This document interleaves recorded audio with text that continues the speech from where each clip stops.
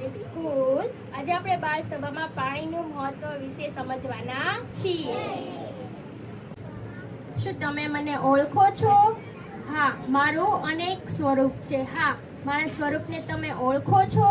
હું તમારા ઘર પર પણ રહું છું। તમારા ઘરમાં હું ઘણા બધા કામ કરું છું। તમને ખબર છે બાળકો, તમારા સ્નાન ગૃહથી લઈ અને રાત્રિના કામમાં હું જ કામમાં આવું છું। તમને ખબર છે, તમારું જીવન મારા પર જ નિર્ભર છે। તમારા શરીરમાં પણ હું રહેલો છું।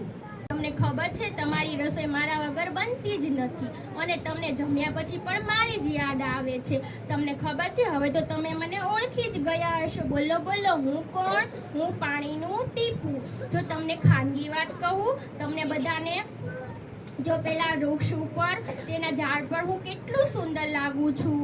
ત્યાં હશો કે મારો જન્મ કેવી રીતે થયો? તો મારો જન્મ પૃથ્વી પર જ થયો છે।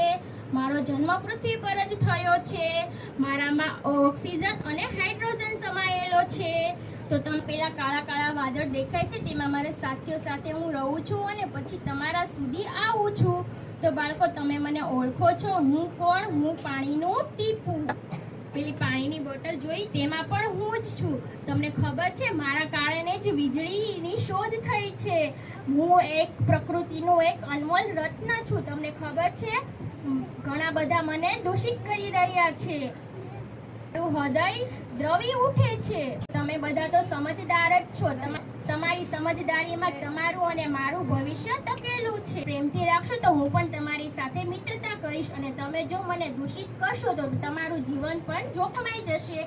આથી સ્વચ્છ તો તમે સ્વચ્છ, હું અસ્વચ્છ તો તમે અસ્વચ્છ। જલ ही जीवन છે, જીવન ही जल है, न इसके बिना कोई हल है।